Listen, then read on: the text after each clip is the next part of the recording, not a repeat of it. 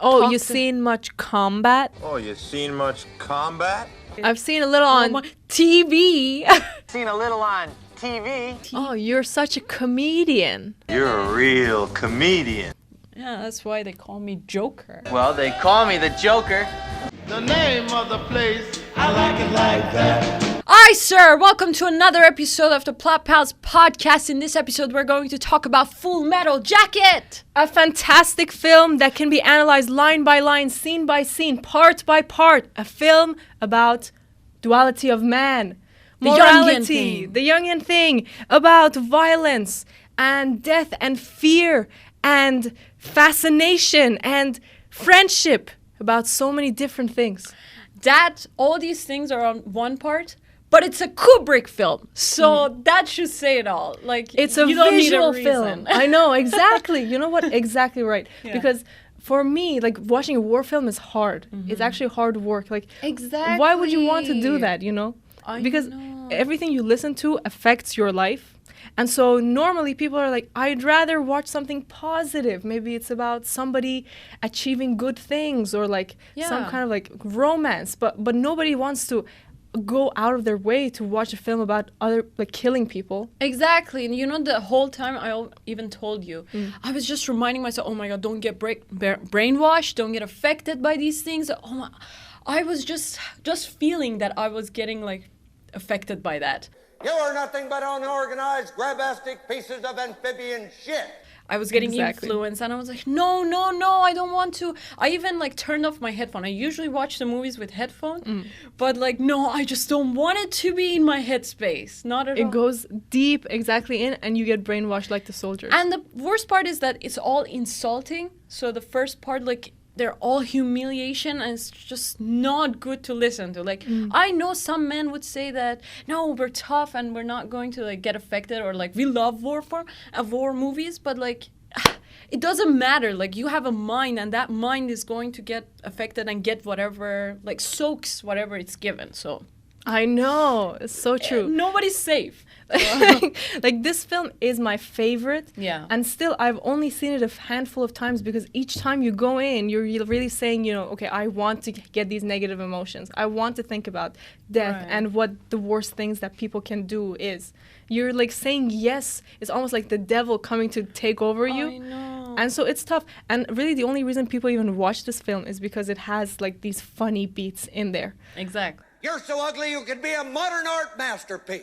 Or else it's just like tough, like, oh, what is right and wrong? How can this man who's good fundamentally, you know, Joker is good, Yeah. how can he also kill? And how can he say he wanted to go and kill? And so it's like these hard truths that you don't want to face on a daily Exactly. basis. That's the thing about like Kubrick movies. That's the thing. Like, they're so true to life. So, for example, even you can say that I don't have these bad parts. Even if I was in this situation, I would not kill someone, or I wouldn't beat my partner. Yeah, I would you be know? different, yeah. I would be different, but that is 100% not true. Have you watched this movie called the Stanford prison? Yes, I love that. The prison experiment. That is an actual experiment that I think took place in the 70s, and it was like they took just some volunteers and they divided them into two groups, and they said that you can go, like, some of you are like the officers, some of you are the prisoners.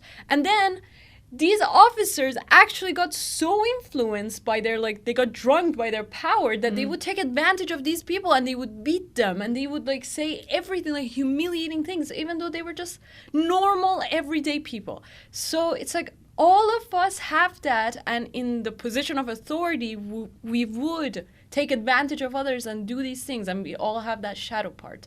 Which is what Kubrick Exactly. loves a lot. Kubrick loves the idea of like this young theory of, you know, the shadow of men and like the duality of them and this morality.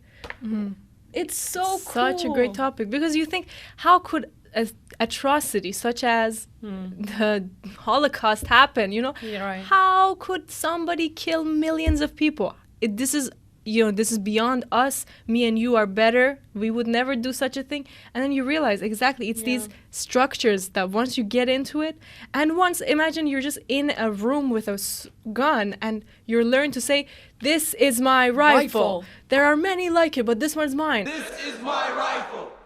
There There are many like it, but this one is mine. If you're just saying these things and you're told, you will do these things that You are would so believe that. wrong. Yeah, it's like auto-suggestion, the first principle of, mind is just that. If you keep repeating it to yourself, it will affect you and it will you will actually take action on that. Exactly. And it's so true to life, as you say, just forget about the fact that this is a war film. Yeah. This is a Kubrick film, as you say. And Kubrick has these ideas about what it means to be human. And so he just puts those out into different films and different genres that he does. Right. For example, we watch a horror film. He did The Shining. What is it about? It's about one person going mad under their responsibilities. Their ego, yeah, they're going deep into the devil side, going to their mind and how that affects everyone. And then Barry Lyndon, again, it's so similar to Full Metal Jacket, but That's right. imagine in 1700s.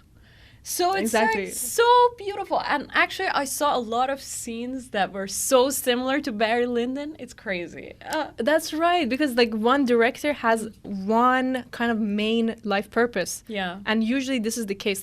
Each director has some theme that they keep going back to. And of course, their visual style remains the same. Yeah. So you find so many similarities between his different films. Exactly.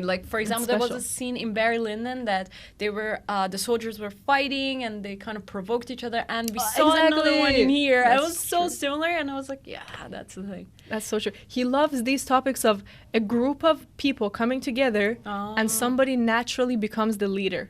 I can tell he You know? loves that kind of intelligent, witty main character kind of thing. But of course, you gotta consider that Kubrick is one of those directors that he has so many diverse topics and movies that he talks about. So Exactly. you can't say that, but you can connect the dots. Of course, there are similarities. Yeah, for sure. The one character on a journey of reversing their ego versus finding purpose. It's such a good theme. And again, it's I really tried to force my brother to watch this film. I really tried my best. Every night, coaxing him, asking different ways, begging, and he would not do it. And finally, we watched 10 minutes, and it's almost like he was afraid. I don't know, but or maybe he just didn't want to watch it. Yeah. But he was he kept denying this experience of watching. And again, I think we talked about this. People are not into war films. They think this is what a war film is. This is what a soldier film is. But when you just give your mind away to a director like Kubrick, you realize it has nothing to do with the dirt and guns. This is so much bigger. It's about a soul truth. Yeah. Single truth. Yeah, it's not even about the About war. humanity. It's about exactly humanity, the human condition. It's about, the very simple principle of humanity, ethics, morality, all these things combined in one. And you can see it this duality between this religious leader, but at the same time he's dehumanizing these people like that. Happy birthday, dear Jesus. How could you be this two-faced, You're not even human fucking beings. And that's That's true right. that everybody is like that. And you could say sometimes it's for women, it's kind of harder to accept this dark side of themselves. They would say, oh, we would never do something like that. But there are actually so many women during, for example, imagine Hitler's time, Nazis. And there were some women that had the authority and they were brutal. I heard some stories about that, and there was this woman, I don't know her name, but she would use the worst tortures on her prisoners. It's insane. She would, I think, burn them alive or do some really bad things, some horrible tortures. And you're it doesn't matter who you are, you're a woman or a man, you have that dark side to you. Exactly. And the sooner you get to accept that, it's the better, actually. I heard this thing, I was reading this article, and they said that you gotta romance that shadow side. And you're what? Romance the shadow side? What does that mean? And it's you gotta accept it and kind of love it. You're okay, you're there, I recognize you, and the fact that you're here, that means that I have a free will, that means I have a choice, and that's good, that's huge. That's such an achievement for the consciousness to get to this point. And I recognize you and I see you. And the minute that like you recognize the dark side of yourself, it dissolves literally in front of your eyes. It dissolves, and then you're like free of that. You're free of this like dark side that kind of like pulls you down. I don't know. This is actually exactly what Private Joker did as well. He embraced his dark side to the point that on his helmet it says "Born to Kill." right. That's the ultimate dark side. Like, really, you were born to kill. That's what you were born to do. But then at the same time, he has a peace sign. But then, like, until the end, that's when he actually kills. That's when he embraces his dark side, I feel like. Well, like, during the movie, it's like he is on the edge. He doesn't want to fall on either side. Like, if the war is over, I'm still a good person. You know, I have the peace sign, and I'm always at peace with everyone. I just write, and I'm a reporter, I'm a journalist. But then, like, you see at the end, that's when he chooses to kill. And there was this quote also, like, in the beginning of the movie that came back, and it's like, rifle is a tool. He says this, rifle is a tool. It's a hard heart that kills. Your rifle is only a tool. It is a hard heart that kills. So rifle is just your tool. It's just a tool. It doesn't even mean that if you hold a rifle, you're a killer. But it's a hard heart that kills. And it's like, at the end, he says that, yeah, during the movie, he says that I was born to kill and all these things, and I'm a peacemaker and all that. But like, it's at the end that his heart hardens. That's when he's like, he embraces that he is a killer. That's when he actually does that. Right. And now he walks and does this little narration. Right. That is so haunting. He says, you know, I am in a world of shit. I'm in a world of shit. Yes, but I am alive. So finally he's accepted. He knows I am just like these people, and I have been brainwashed, and I'm doing what I'm told, and I don't know what's right and wrong anymore. Wow. And so then he says, I'm just happy to be alive. Isn't that, like, I was just hearing that, I was like, you are saying the right thing. You know, every moment your friends were just dying right in front of you. And so all that you know now, you've just lost everything that has meaning in your life now. You don't know what's right. Right. But you know that you're happy to be alive. And then what's the last line? And I am not afraid. This is so much deeper than, like, even me and you understand at this point, I feel. Because what is he not afraid of? I guess he has accepted death. He knows that at any moment he could die. I think he's not afraid of humans anymore, like what humans are capable of anymore. Like, he faced the deepest, darkest tunnels of humanity, like the darkest that humans could go, the lowest they could go. Right. And it's like, when he saw that, he's not afraid anymore of it. Exactly. Like, so he knows where it could go. And so he's not afraid of a deadline when he comes back. You know, these things don't matter at all. He's not afraid of if a police is going to pull him over or like for social speeding. anxiety. What? Yeah, exactly. What the hell? Exactly. So that's the thing with these soldiers. They come back after the war and they have PTSD of, like, literally just always going back in their mind and struggling. And they have no care about this world that we live in and our rules. You know, you can't just tell a soldier, you have to wait in line. No, what? They've been killing. This has been their life. Like, you're in front of me and I will get rid of you. And so now you want them to come and conform to your rules? Exactly. You've turned them into monsters. Right. It's so horrific. And now they have to come back. Exactly. They've gone, like, the deepest possible part of, like, ego, and it's so hard to let go of that now. I don't even know how a soldier would, like, reach that peace again. I don't think they can. I don't think they can, no.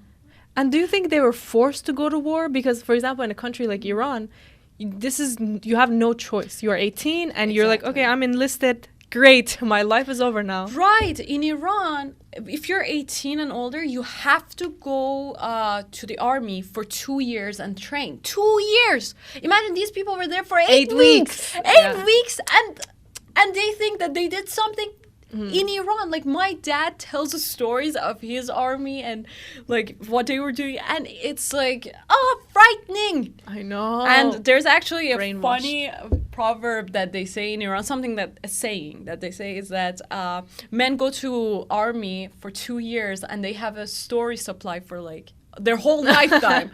Wow, Every time you sit down with a man in Iran, he's gonna talk about his army memories and all that. Yeah, I mean, it's intense. Like, this exact same things they went through. Yeah. Where these guys have to plan attacks, and they're, like, doing push-ups. And they have to get up at 5 a.m. every Not day. only that, my dad says this story that suddenly they were sleeping and then suddenly in the middle of the night, there's some fireworks going on, like some, actually you hear like gunshots and it's terrorizing and they had to get out of the room and they had to like go and like hide somewhere or like get their rifles and stuff like.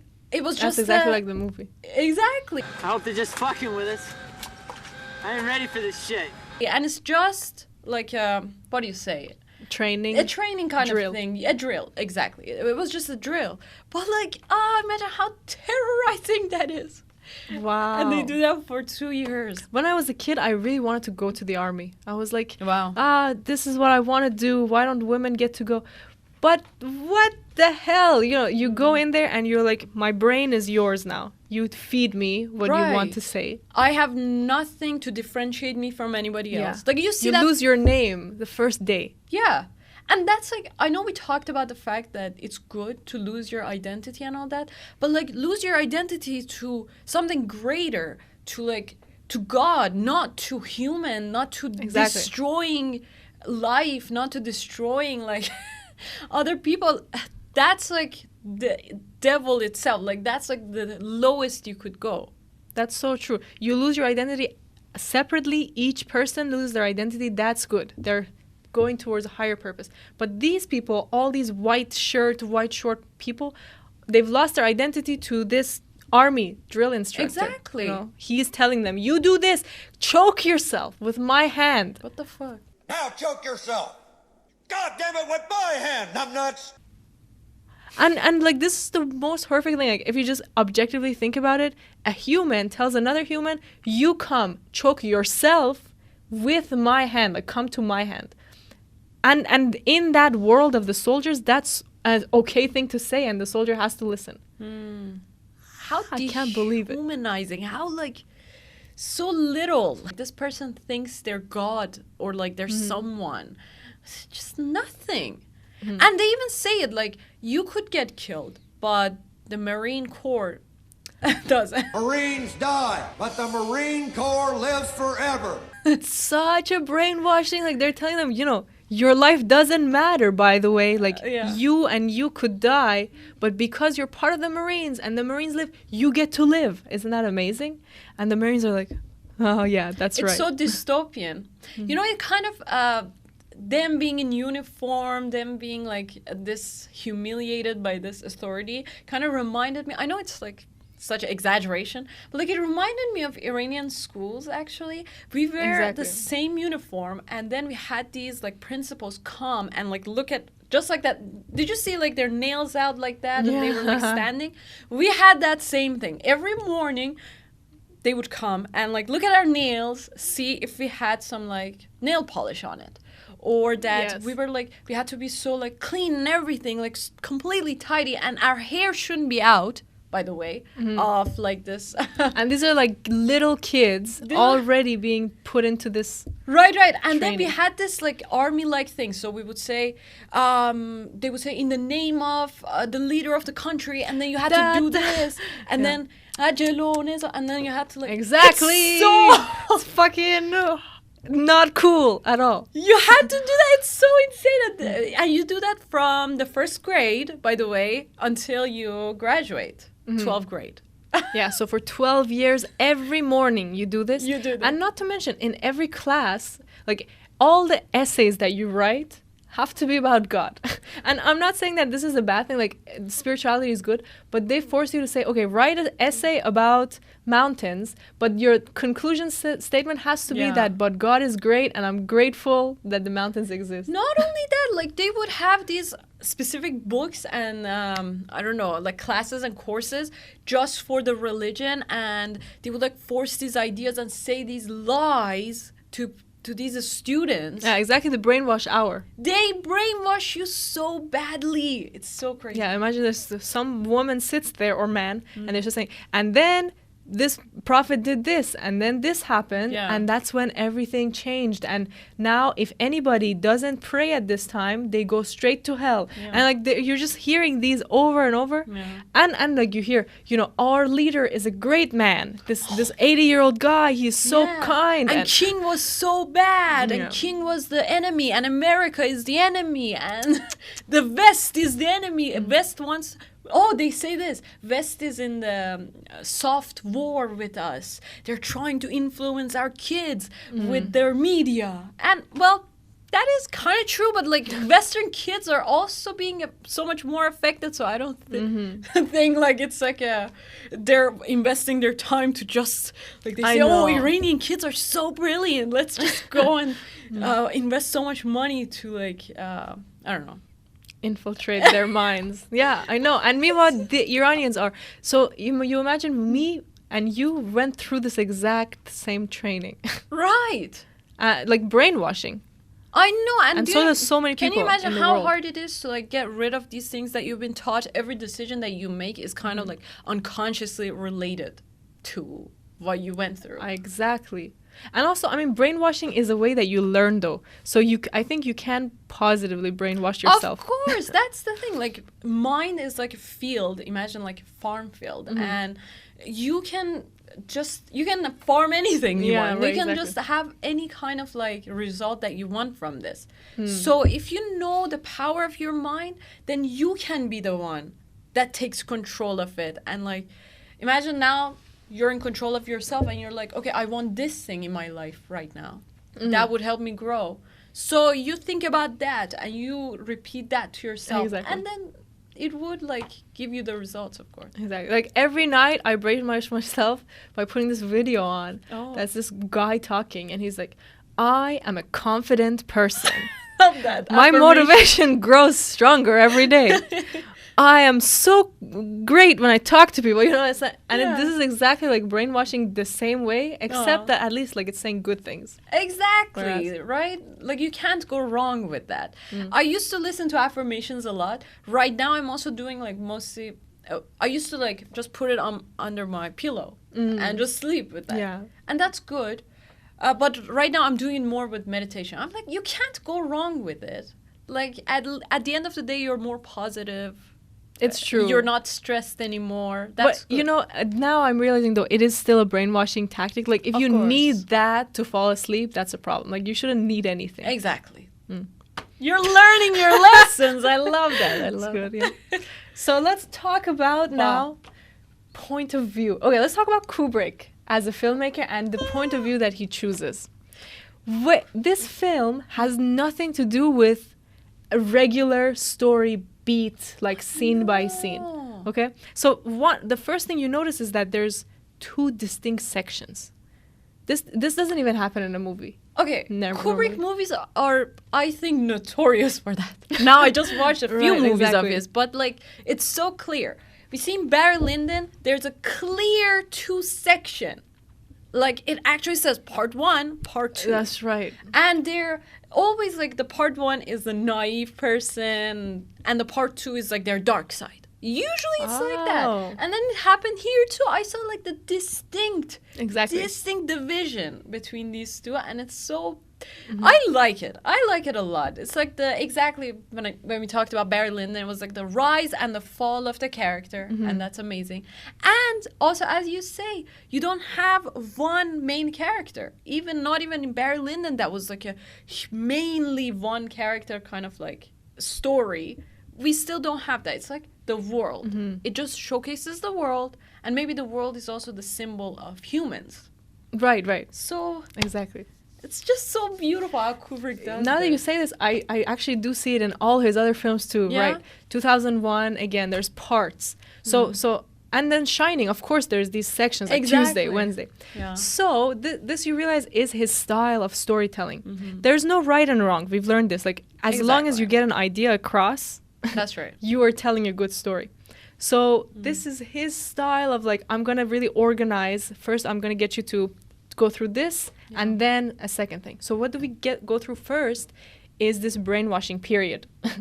For 45 minutes, like no other filmmaker would do this. You know, they would just show a few scenes of this and they would say, now you know, these are brainwashed.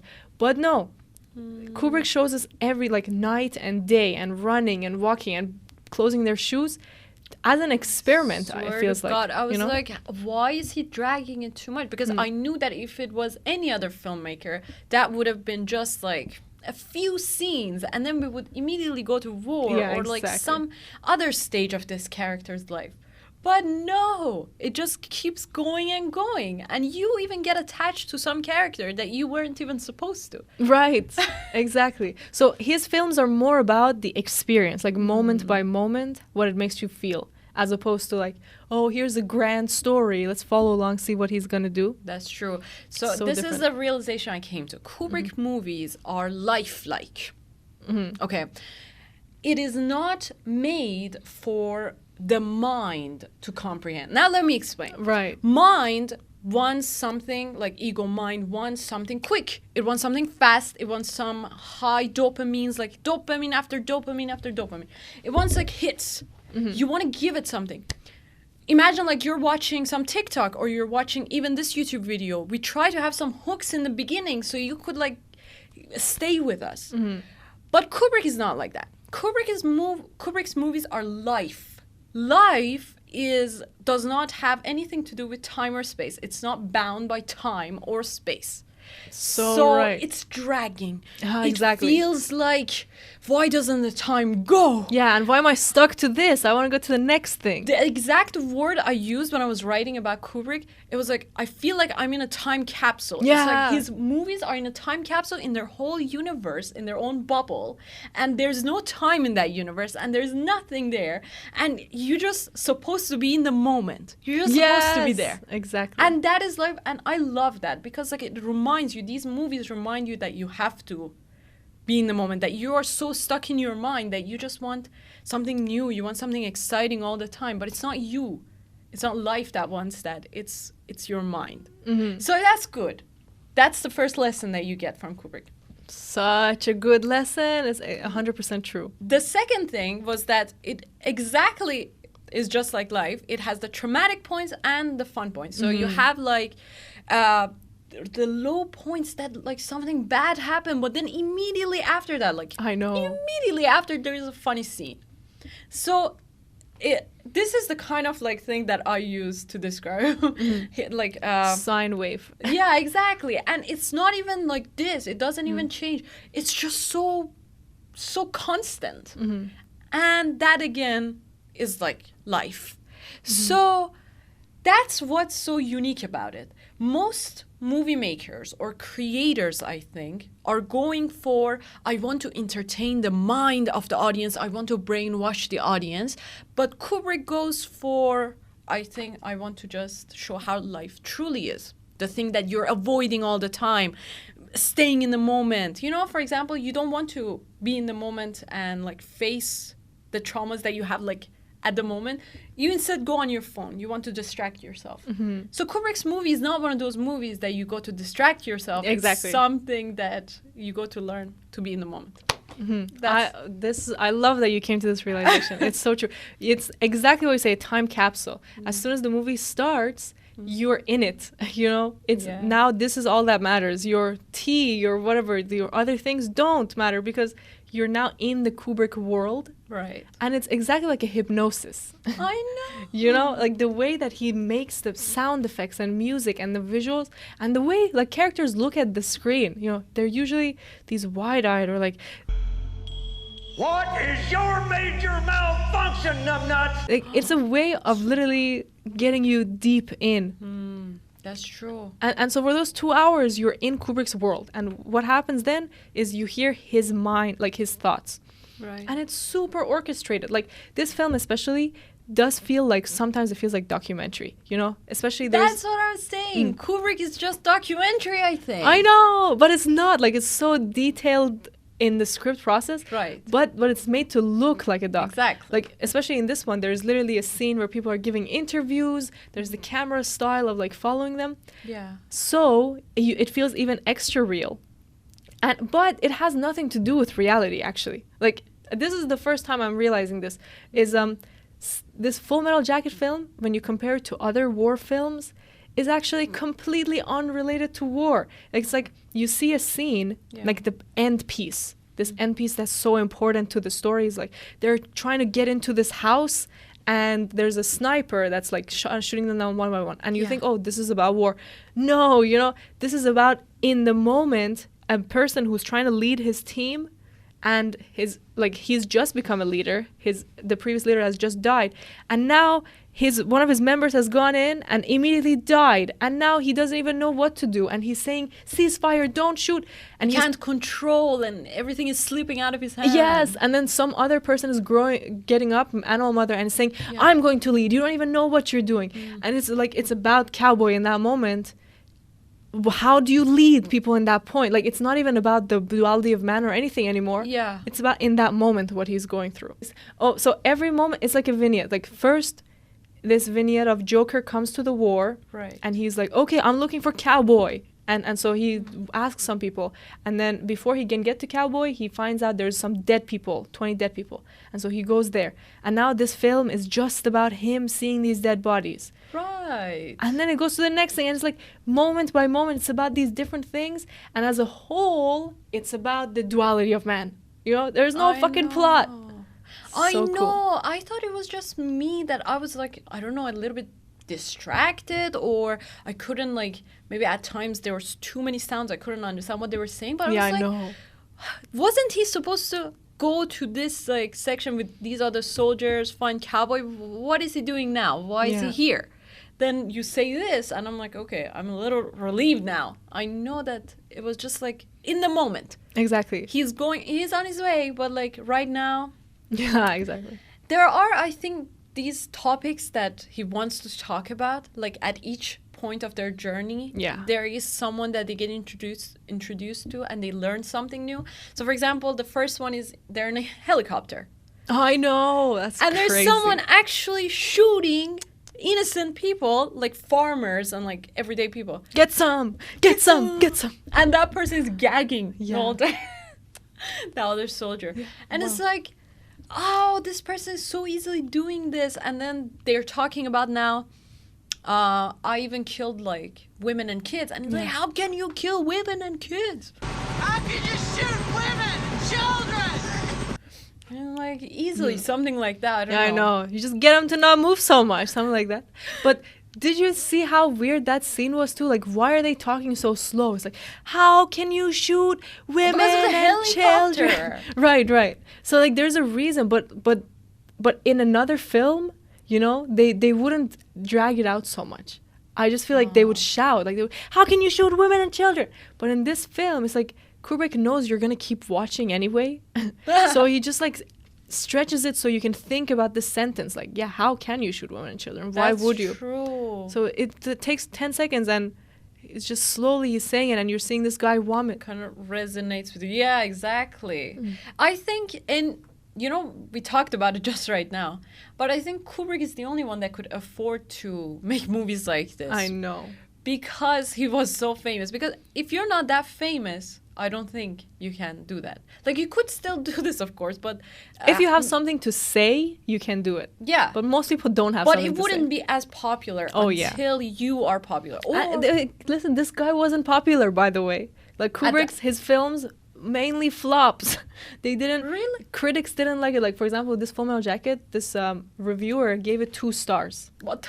This reviewer, really famous, Roger Ebert. So most of he was never nominated for an Oscar. That's the thing, because like it's not for everybody. It's like not for the mind. If you're going to critically judge this movie, critical mind is not the thing that is going to understand this. Because it's mind. It's just mind. It's not made for the mind. Exactly. I don't know how to say it. Some people are going to be like, oh, but what are you other than your mind? You are your mind. But you're not. You're not your mind, and that's the thing. Exactly. And you're so right. Like, if people can't afford to make movies like this. Yeah. And the thing is, though, like, this is his style. So people shouldn't even try and make the movies in his style. Yeah. But I know what you mean. Like, in this way of like taking your time and making a movie that's not for the mind, yeah, even if we make that today and it's amazing, it's not going to be popular. But what matters is that, for example, a film like this that came out in 1968, today people still watch it and they're so amazed because it's like a vision that he brought across. Exactly. And but I'm kind of wondering now, because this one was the third movie. So it's like, we talked about The Shining. Barry Lyndon first came out, I think, and then Shining, and then this. So it should have been so famous, don't you think? Yeah, and this is actually his second last film. Second last? So he was a master by this time. I know, yeah. Wow. And, like, when I say it wasn't popular, it's not like nobody watched it. Yeah. But it wasn't like a Barbie that it made billions, That's true. For example, take Barbie and these movies that are right now. Even Oppenheimer, okay? These movies are just, they have these hits all the time. Like, Oppenheimer is crazy. You go there for 3 hours, there's something they give you all the time. You're so overstimulated. Barbie is all about that. The concept of Barbie is just about this, like, something to feed your mind, But the actual creativity, the actual art, I think, is to make something like this work. I know. But here's the thing. I'm glad you brought up Oppenheimer. I was going to do that too too. much. Well, Oppenheimer, one thing that's special about it is that it has a point of view. So for most movies don't do this. But this one did, that your point of view of the film is Oppenheimer. Yeah. Like even the script is written in first person and the way it's filmed is first person. So that's actually something very unique that even 10 years from now we're going to look at and say, what? Like when you watch this film, it's like you become Oppenheimer. That's true. But this film, Full Metal Jacket, has nothing to do with that kind of subjectivity. That's right. So that's special in that way. Okay, so take, for example, Barry Lyndon was also like a very one character kind of story. But then Kubrick took that and made it this way, like so detached. Exactly. So like the book was like super subjective, but the film is very much, you are an audience watching. But that's so beautiful because, like, as I said again, like it's so life-like. It's like there's just this world and you're now in this world, and like there are some rules in this world that are specific to this and to this place, and it's not about one character that you follow, but like an idea about a vision, philosophy of life. And that's what's so special about it that you don't see often. Like here's the thing though, in real life, yeah, if you just follow one character, that's more true to life because each of us is just in our own world, right? So if you think about it, a movie that's just about one person, that's most true to life. I don't think so, actually. Because like if it's about one person, again, it's in the mind of that person. So it's not about life. Life is about all. So it's not like specific to one person. So it's going to be about the world. It's going to be about everything. Okay, that's an interesting point. Even so, like some animals or like the sunset, for right, example, right. in here. Anything that is like about life. So that is then true to life. And if it's a character-based, it's true to humanity. Exactly. It's true to the mind. Right. Human. Yeah. Now this film, I love it, has some different perspectives though. So one is, of course, Joker. Like sometimes you're literally seeing from Joker's eyes. Yeah. You know, one scene that I'm thinking about is when that guy is like the captain, the general is shouting at him. It's in the first scenes. Oh. And it's like the first time he made a joke and he's coming to him and he's shouting and like Joker falls down and then he's looking, and this guy, the general, we see like a shot of him. That is like the first one that we see, like the only one actually. You will not laugh. You will not cry. I will teach you by the numbers. Right. You memorized it. Wow. Yeah. That's the first and only one that we see. Like, when I saw that, I was like, yes, it is in the perspective of this guy. Because this is the only time, the first time that we see camera on this guy, and he's talking to the camera. Yeah. So it's like, he is scolding him, and he's like, exactly. down there. And then, but the rest of the time, it's like you're another soldier. You're like exactly eye level. Yeah. So it's like you're standing beside Joker and you're another soldier seeing what's going on. So it's that kind of perspective of. And it's so true because first half of the film you're getting brainwashed as a soldier, and then the second half you're going into the war as a soldier. But it jumps back to, again, sometimes to Joker's perspective. Like another time is when he's getting scolded again by another army general. Yeah. That general's like, you better get your head straight or I will take a giant shit on you. Why are you wearing the peace sign, you know? Yeah. And that scene, again, is from actually Joker's perspective, but immediately it jumps back to the soldier. And then suddenly, this is so new, in the second half, it goes to multiple people's perspectives. Like, it just literally ignores all rules about story, and it goes, now it's this cowboy's story. Or then it becomes Animal Mother as he's running in to save his friend 8-Ball. Suddenly we're in his world. That's true.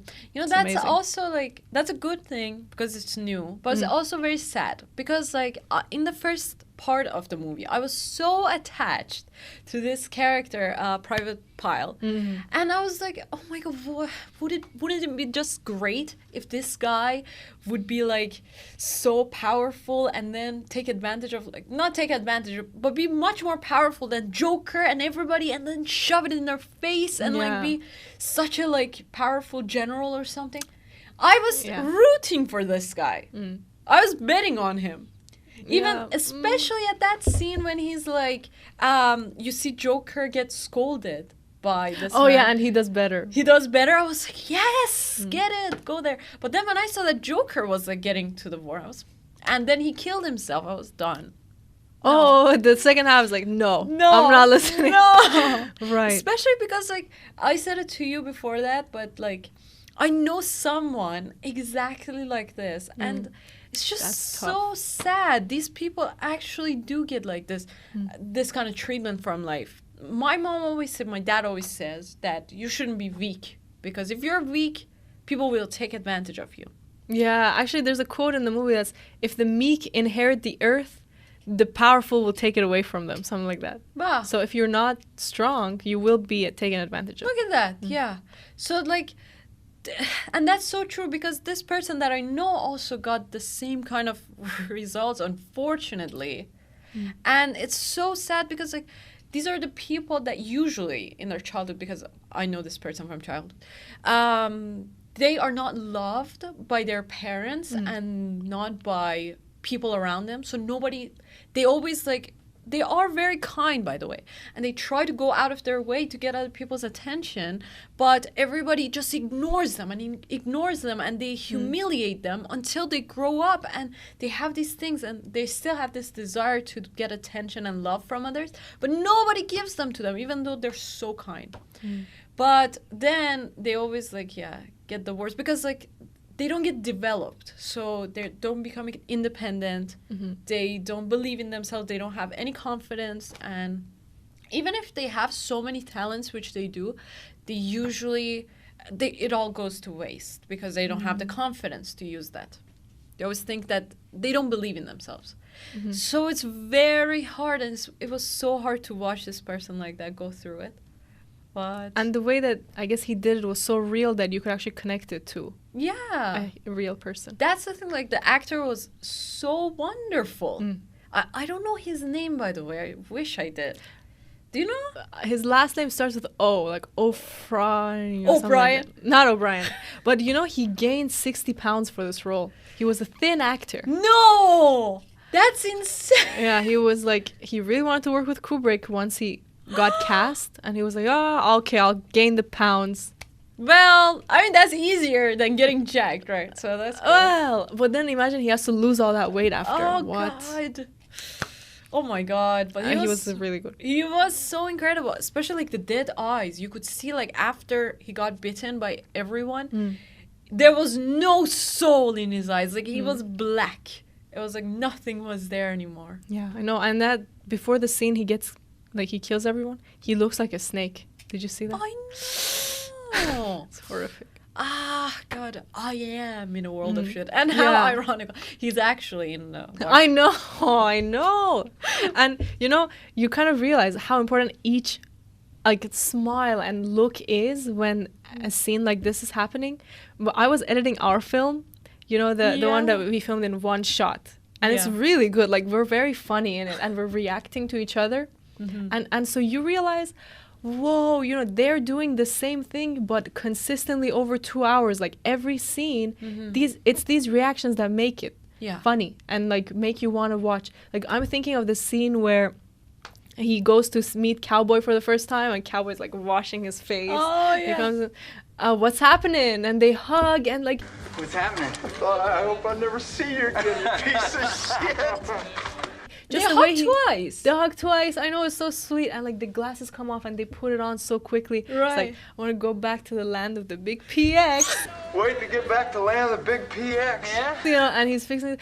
Like these moments make the film, literally. That's true. The actors are For in. a second, you actually looked like a soldier. I'm not kidding. Like, you did that. I was so attracted. That's so good. I know, what's the problem with these clothes? Like, why are we attracted to these soldier clothes? I know. Insane. They've brainwashed us. I think so. Like- It's so rugged. It's so I know, like, they've literally sold us this fact that if you wear soldier clothes, you're cool. But guess what? When you wear soldier clothes, you go into a world of shit. But meanwhile, like, I'm so attracted to Romanticizing police, these yeah, things. and especially when they wore their like graduation uniforms. Oh, that one. Oh my God. The Marine Corps It's a clothes. problem. Ah, that's the best. You know, I actually think that, you know, that there's going to be a World War III going on. Oh Lord. Okay.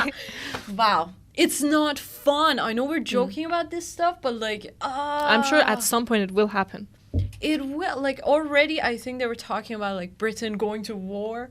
And it's like, okay, I have a suggestion, all right? Bring back the red coats.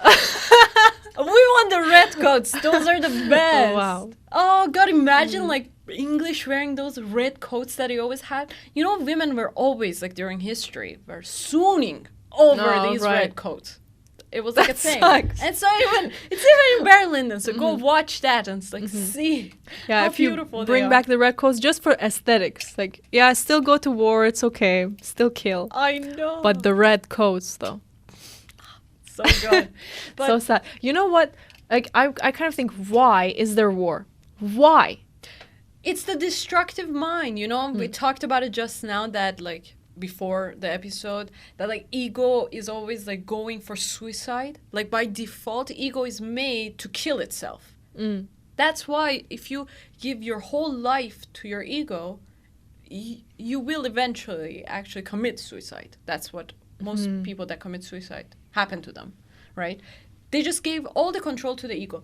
So it's like if you give power to a bunch of people that have huge egos, guess what's going to happen? A group of Suicide. people are going to create mass destruction, mass suicide around the world. And that's the thing right now. Like, imagine with these, like, nuclear weapons and all that. And we saw that even in Oppenheimer, and we were warned about that even there. It's like, imagine we gave control to a bunch of thick-headed, like, egotistic, narcissist people, and they have control over our lives and about the human life, and That's right. just so comical, you know? There's one thing to think about, though. You're thinking of the idea of there's an egotistic, terrible person, but then you realize that person could be you. That's the it's thing. just it's any person in power. Power, yeah. Any person in power is someone that desire. Like, if you have power or you desire power, that means that you have ego. That's Right. like, by Exactly. default, that's the definition of it. So it's like, these, doesn't matter who it is, there's just a bunch of people that have this ego and they have this power as well, and they can do anything that they want with it. Like, it's That's right. inevitable. And that's what happened from the beginning of time. From the beginning of time. And I always think, oh, I would never be involved in war. But then you would realize be the you're first. Yeah, I know. You're You would constantly be in front line! This is all we do, like, on a daily basis. Because, like, what is war really, other than, like, you have an idea and you want to convince someone else of your idea? Yeah, And if they don't listen, like, you will find a way to make them listen. exactly. This is like any war all the time. And this is what people do all the time. Like, you always have an idea and you want someone else to listen to that. You know what's so funny about it? Is that we don't even need these beliefs. Like, we have to get rid of these beliefs anyway. Why are we so stuck to these old beliefs and we want to shove it down other people's Yeah, I throats? know. Like, we have to get rid of it ourselves in order to be free. Now we want to even make other people have them. It just doesn't make Exactly. sense to me. And like, I watched some like historical documentaries and stuff, like from, imagine the first civilizations that took place and they started, people wanted to make they made cities and they wanted to make other people come and like conform to their beliefs and all that. But what is this human desire to make other people want to, like, why would you want to do that? That's like so even true. right now, for example, we're arguing and we're talking in our podcast, and we constantly have these I know, arguments and we that's want to true. make each other believe in what we believe. But that's I guess you find validation in Exactly. You hear like this is my thought, and do you agree with it? And you know, you have to then understand like maybe they don't agree with it, and that's okay. Yeah, because like if you agree with my idea, my ego gets bigger. And that's like the thing. I think we are just after that. Like everybody is after making their ego bigger. So you just want to feed it, right? And you get everything. And if somebody like insults you, that means, or you think of them as your enemy, that means that they have done something to decrease your ego. Exactly. So that's what, like, this is the realization I got to like a year ago, because I was thinking about all the people that I thought as my enemies. That's so stupid, know, but yeah. like some people, like imagine during your elementary or like high school years, and I was thinking about that. I was like, these people were actually so right. First of all, if you want to think about it like as a non-judgmental Right. party, these people had their beliefs and they had their ideas, and it's just that the only reason that I thought them as bad people, enemies, bullies, whatever, was because they insulted my belief. Not even me, like my belief or what I thought, like they kind of like decreased my ego. My ego was hurt. Therefore, I immediately thought these people are bad. Even though inherently they were actually such intelligent girls. That's were true. in such The bullies are intelligent. Yeah, They're right sometimes. they are right. I think everybody has like their own world and they're right. They always think that they're right. So you can't prove them wrong at all. I know. That's like not possible. So it's like the only people that I thought as enemies, like take this, right? Countries that are like dictatorships, they're the closest thing, like a dictator is the closest thing to the egotistic person. I always have this analogy of ego as a dictator. And you take like dictators, what do they have in common? They always have a clear enemy. They always have in their mind a clear enemy that they tell people all the time. Like they have this propaganda. They always tell people, this is our enemy. This is the person that you have to go. This is the person that is ruining your life. If the economy is bad, it's because of this person. If something bad happens to you, if your wife divorces you, it's because of this enemy. So it's like, that's what it has in common. So you can get a lot from dictators. You can learn a lot from them and see it like in your life. That's true. If dictators have enemies and they live by the enemy, you as an ego, like your ego also needs to make enemies. If dictators need fear to control their people, your ego also needs fear to survive. So fear is always feeding your ego. So it's like, they're so connected, I feel like. Wow. Okay, we got to study dictators I know. and learn from their mistakes. That's the thing, like Napoleon. Napoleon. North Korean one. What's his name? Kim Jong-un. Kim Jong-un. Yeah, this guy, like, these people are so similar to every person's egos. So. And you know, this film completely is about the ego too. Like, yeah, of course it's about war, which is, Yeah. you know, one person's ego wants to win over the other, or like one person's body literally wants to win. But even scene by scene, it's about ego. Like, of course, the first half is this man who wants to teach and is like, my word is right, you're wrong, you're worthless. So there's that. And then the second half, every like little interaction is about who's the leader, who's the top dog in this scene. Like, if it's a group of guys together waiting for a prostitute to come, it's about who says the first word. Why do they say, like, what made them feel that they had the right to speak? That's true. And like, who stays silent, and who later, like, for example, animal mother is like, nah, I'll go first. You know, he was silent the whole scene, but he has the power to now just say, I will go first with this woman. And then you see these other scenes where it's like they're sitting in a room and they're bored, for example. Yeah. This is when Joker is like, I am fucking bored to death, man. I love that. I am fucking bored to death, man. And then what is that scene about? Like, it's trying to show a group of soldiers who are tired of the war. If they were at home right now, they would be like playing video games. They would be doing something fun for themselves. Yeah. And immediately there's this like dynamic formed where there's Joker who's making funny remarks. Yeah. Then there's this other guy who is like making fun of Joker. You know, And Joker's you see so it tough. even in the scene, like they parallel each other. So Joker is like laying on the bed just like that, and he's also laying on the other Yeah, side. It's I like a know. mirror, exactly. I know. It's like the powers are equal, kind of. I don't know. Exactly. It's like these two have the power in the scene, and then everyone else is just in the background, Yeah. sitting there, and they're the NPCs. Like, you know, they're the listeners. Right. But the interaction here, the two powerful people are Joker and this other guy. That's right. And then like one of them, the Joker decides to talk to another guy, like Rafter Man. You know, don't listen, Rafter Man. You know, and it's amazing. Like every single scene is about this group dynamic. Yeah. Who becomes the leader naturally? Why do they become the leader? What techniques do they use to become the leader?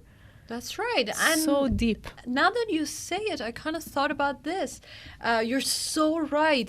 Do you know, for example, that scene that the prostitute comes and they're trying to decide who's going to go first? Yeah. And that guy that goes first with the girl is actually the one that in the next few scenes will be the one that like defies the leader cowboy right. and goes in there. Exactly. Goes to save the other guy. So it's like He follows his own rules. Yeah. right. So it's like this guy in this scene is the one that is the leader and takes control. And again, he will be the one that takes control later. I love that. You're sorry because the scene starts with Cowboy starting to talk like, "Oh, hello, little schoolgirl. I'm a little schoolboy too," and because he's the natural leader of that group. Little schoolgirl. I'm a little schoolboy too. I know. I'm just giving the side eye. But here's the thing: he was a schoolboy. Like he was probably 18. What? Yeah, like all these soldiers, they were so young. They look at least 30 or something. They look 24, but I do think they're like younger. Wow. So like imagine he is actually a schoolboy. But then like so many funny things happen to in the whole film. Yeah. Like for example, this killed me dead. The same prostitute scene. They're just sitting there. I know. Like it's amazing. The cowboy starts to make fun of the accent. $15 buku money. Like these things are so politically incorrect, you know. But he's like $15 two boku, $5 each, and then the guy's like, no, but he'll give you everything. Like, she'll give you everything you want. Too long, however long you want. Yeah. And then fucking Joker. I'm just like saying the scene lines now, but it's so special. Like Joker says in that moment. This all happens in 3 seconds. Right. Joker's like, I don't even get a piece of ham here. You want me to pay $15 for this? I'm so horny I can't even get a piece of ham. Me want sucky. And the guy in the background is like, me want sucky. And he gets up and he's like, okay, do it. And then this is like the second. And the next, the girl's like, no. And you're thinking this is about racism, you know. Right. He's not going to suck the dick. And then the guy is like, no boom boom for soul brother. What? Why would you say that sentence? And then the other guy is like, what the motherfuck? Like, I want to use these sentences. I feel like this movie has enough sentences in it that you could just use these and it'll be enough. Like, you don't need any more. I know. Like, all the sentences are in For here. any situation that you want, yeah. I know. Oh my god. And then like all the insults that you want are in there. If you want to raise someone up, I don't know, like get a boy, get a girl, something like. You know, me so horny. Me love you too much. Me love you long time. $15. Hey baby, you got a girlfriend in Vietnam? Like you could just use that. You got the accent so right. I saw that scene like 30 times. You know, that scene is actually very special too because it's the opening scene of the second half. You know? Right. Like, I can't believe it. It cuts from the dead. It's the worst part. I know. That's what I was thinking about. Like, you know, I said, like, there's tragedy and lows, and then you go immediately to something fun. That was so dramatic. Like, that's such a dramatic transition. I think that's too much. It's jarring. You saw this guy kill himself and, like, brains out on the wall, and then you go from that to this. Did you pause it at that point? Or did you keep watching? I kept watching, but I swear to God, like, my hands were like this. I couldn't watch it. Like, I was know. like, And then after that, you went into the "Me Love You Too Much" scene. I actually, I'm not gonna lie, I did also replay that scene again. Okay. That's like, it's so attractive. They, for the first time, they have their hair out. I Joker know. is like, Why are they so fucking hot? so hot. And yeah, they're there, and then this girl comes in. She is, of course. Like for me, I actually had to take a few hours break because, like, you see the death, and then you start. This girl's walking, and there's music, Saying you got something for me. and you're like, I okay, can't- this is Yeah. just rude at this point. Like, can we grieve him? So I had to take a break, but I do think it's okay. Like, because it's two distinct halves, Yeah. it doesn't actually stop your experience. If you need That's to true, stop. yeah. We didn't even see after that, like, the Joker's kind of, like, reaction, I know. process or anything. Or didn't Crazy. even hear about it. So it's like these things happen, and Joker is like an observer of these bad things that humans are capable of. So it's like his diary kind of thing, or like his thoughts. So it's like, yeah, that's the first example that I saw how humans can be bad. And then this is the second one. This is the third. I saw some people just lying around dying, or like, I know. Exactly. or like this man that was killing everyone, and then it just builds up and builds up to a point that he is now ready to accept his dark side to kill someone. That's so right. And even though he sees the worst thing of this guy who killed himself, Right. still life goes on, Now he's in Vietnam, and now there's a girl coming up to him. Like, Right. it's just, this is life. And that one shot is so special. Like, did you see the amount of detail in there? There's guys walking, like, they're on these tricycles, and then as this girl walks, there's a group of girls standing beside the soldiers. Like, what a special detail that is. It's like those Vietnamese girls, this is what they see, that this is what we have to be. Like, we have to grow up to be prostitutes and sell ourselves to the soldiers. Like, such a rich detail that's just there. You don't even have to think about it, but if you wanted to, it's there. And then behind them, there's a guy who's doing traffic. That's the thing. That's so like, crazy. I love the architecture in Vietnam. Now I'm thinking of actually going there. Not gonna lie, like I saw some pictures of Vietnam before. I didn't even do that. It's such a beautiful country. The architecture is incredible. It has like the Chinese kind of like Eastern architecture plus the palm trees and all that. I know. Like it's like I'm kind of imagining like south of Iran kind of weather. But with that kind of architecture and background, that's so good. That's so true. cool. How beautiful this country is. And even though it's like in war and you see everybody's dirty and everything is destroyed, but still, like, I fell in love with the country. I don't know why. It's just so warm and welcoming. Oh, it's so beautiful. Like, even I said this to you already, but Joker is like, this is the jewel of Southeast Asia, and they're stimulating people. I wanted to meet the stimulating people and kill them. It really is. Like, if you see like their sea and like the natural beauties of the country, as well as like their the buildings that they built and all that. So good. This is a random fact, but the film wasn't filmed in Vietnam. No! It was filmed all in England. What? No. Every single scene was filmed like 10 kilometers from Kubrick's house. That's not possible. What about the weather? What about like what about the palm trees? The What about fucking the palm trees? trees. They actually flew the palm trees in. What? And they planted them. You know why? Because But Kubrick England doesn't is like always- flying. What the? Kubrick is like, no traveling. No. I was hard. sure that he would go to the country. You know why? Because like for Berlin, and they went to Ireland. That's actually. true. They went actually to Ireland to film this, and even though like they had so many problems because Ireland didn't want to have like these kind of English uniforms in their country and them filming it. And they still did that and then stayed till the last minute. So I was sure they went there and they I did it. know. And it looks so real, to be honest. I know, like, England is notorious for the rainy weather, and it's just not the same kind of sky. How did they replicate the sky? Don't tell me that was Tell like a me. studio too. What was I that? know. Well, there's some like airfield sequences. There's some clouds. But then the airfield is supposed to be USA. So you don't notice it, I guess. God, I can't There's believe so many clear that. skies, Because, you're like, right. There is some quality, okay, that exists only in certain countries if you want to film that country, like if you want to be true to that. I know. Like, I don't know about Vietnam. I'm imagining it has like a humid kind of weather. Maybe it's closer to England. But like if you wanted to go for the palm tree kind of environment and that kind of like dirt's everywhere. I know. It's got to be, I'm Smoke. imagining like Iranian kind of war that happened in south of Iran in Khuzestan. So it's like there, you can't film it anywhere but that specific part because it's so dry and it's so warm, it's so hot, that part of the country.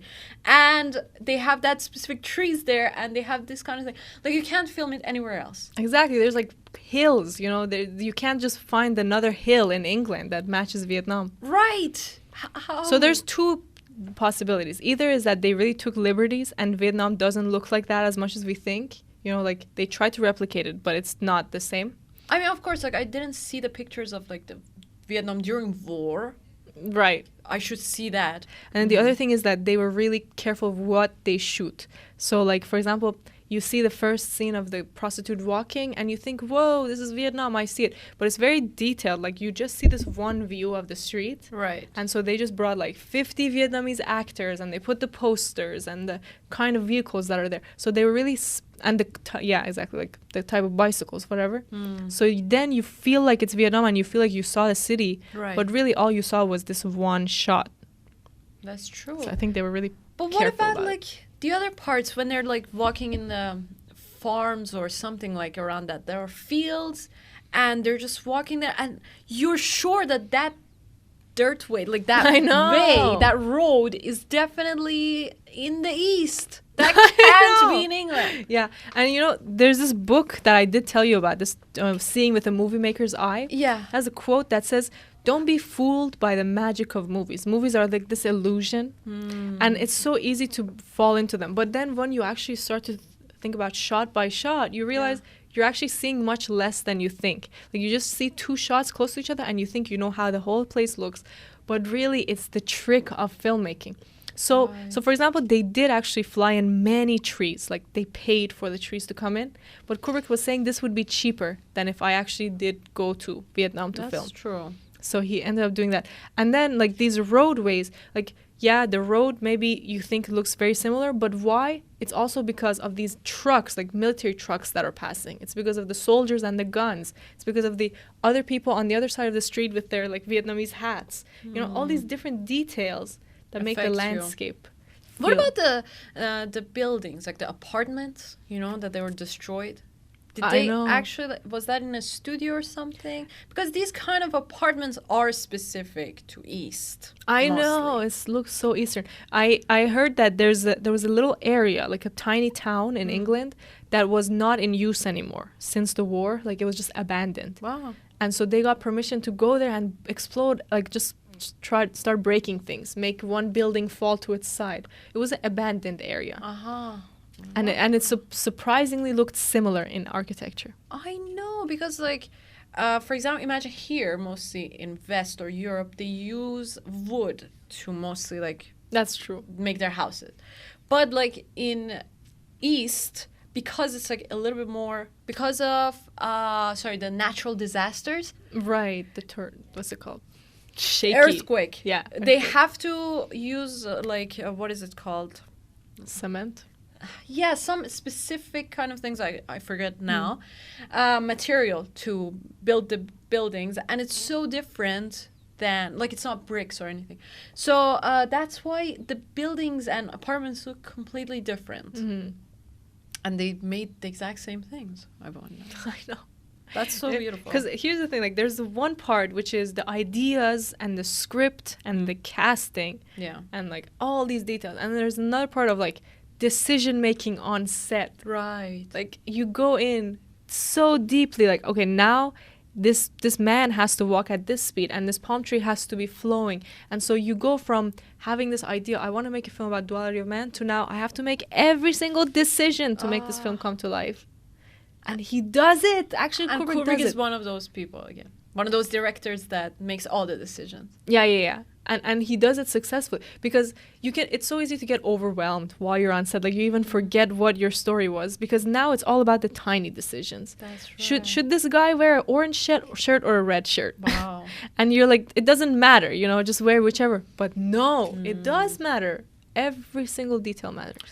He's, I think, more of a disciplined person, so it wouldn't be as overwhelming for him. But again, like, if he is doing all the production and pre-production and everything about that, that's like, shouldn't that affect his films in a bad way?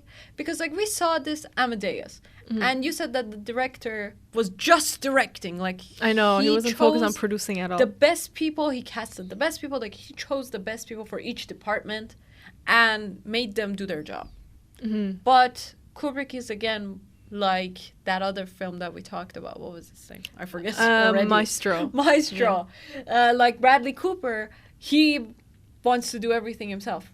And most people say that he is a perfectionist. So, like he actually, sorry to interrupt. Yeah, he did start his filmmaking with directing, producing, writing, editing, and also filming it. Like this is when he first started. He would do all the important details, and then he would have like 4 other people doing the paperwork. You do this and that, but he would do all the main roles.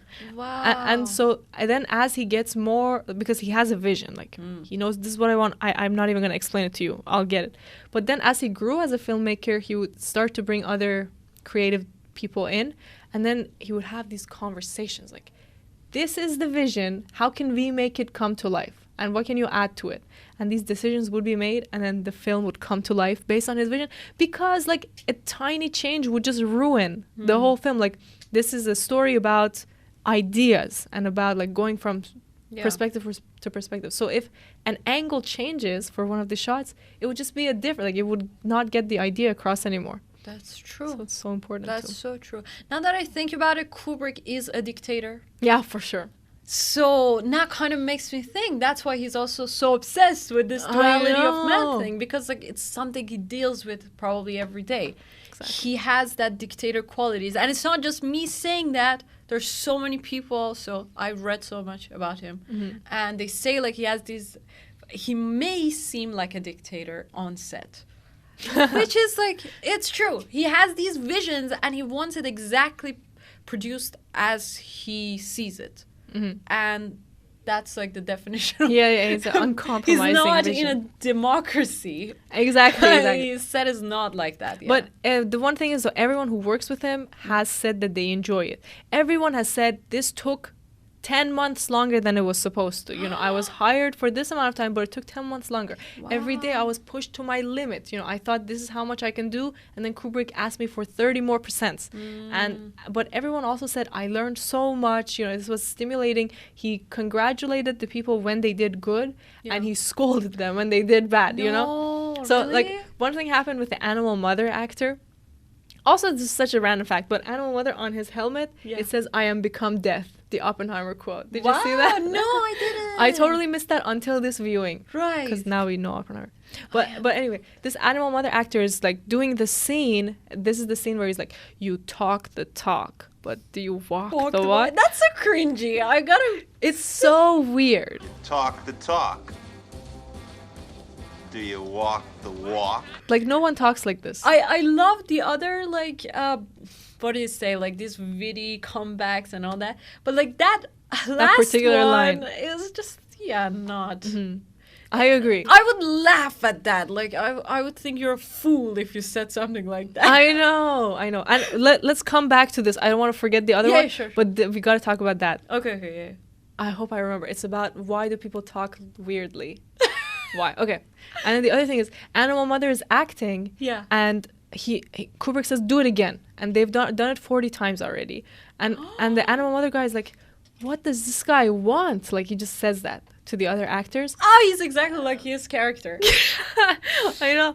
And then Kubrick comes out from behind the camera and says, how about some better acting? And he goes back. That's so great. But I would melt.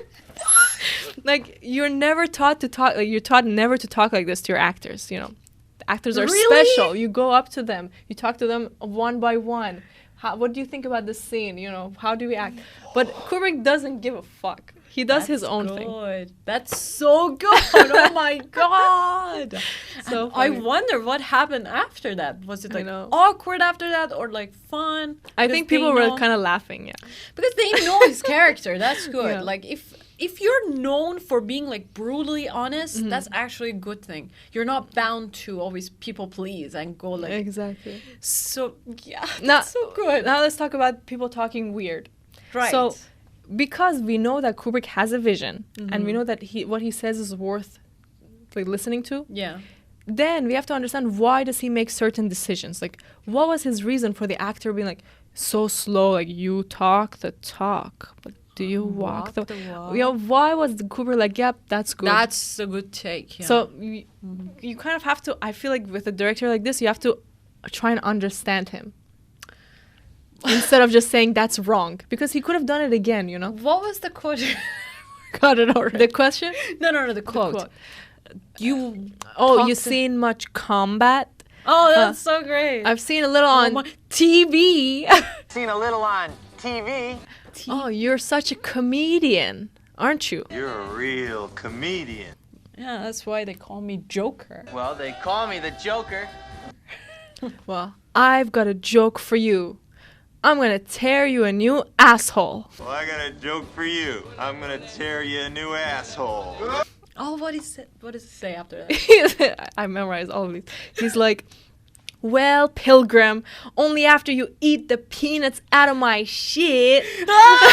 And everyone's laughing, happy. Only after ya eat the peanuts out of my shit. He's like, you talk the talk, but do you walk the walk? Oh, you know why? Now I think. The Joker is all about the talk, the bluff. Okay? He always bluffs about like who he is. He's always praised for his courageousness because he talks his mind, okay? He says these ideals, you know, he says that peace and duality of men. He says, I was born to kill. He says that whatever I say, I know, this private knows that whatever he says, he will be punished. Yeah. So he's like, he has this ideal kind of things in his mind. But will he actually, in the face of the battle, like in the combat, will he actually do what is like required? Will he actually go by his words? Or will he not? Because like the whole time, the one reason, like I know he's such a charismatic character and I loved him by the end. But like in the first half, I did like his gentleness toward the other character. But I was like, this person is so arrogant, first of all. And second, like he has to learn a lesson about that. And he's just so idealistic. He, especially when I saw that he was just a journalist. Like he has these things, he says these things, but then he doesn't even go by his words. Right. So I was like, this man needs a good like ass whooping. Exactly. And I think that's why. And that animal mother is giving him that lesson. I think so. Or like that kind of is like the director saying what's gonna happen. I So- love that.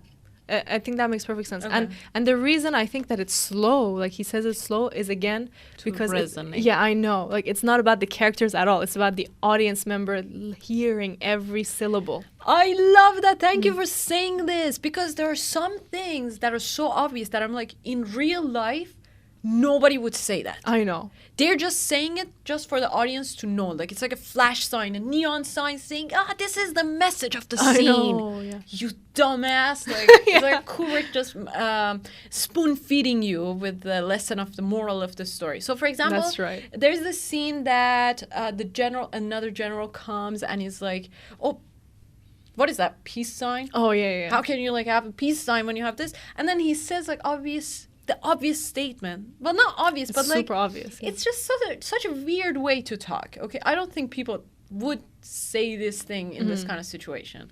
No general would come to you and say like, talk about your ideals and whatever by yelling. I know. He would just like take that fucking thing off. I know, yeah, exactly. So it's like, and always praising him all the time. Like, I don't think that's so realistic. So I think it's just Kubrick's way of saying, Okay, this is the message, all right?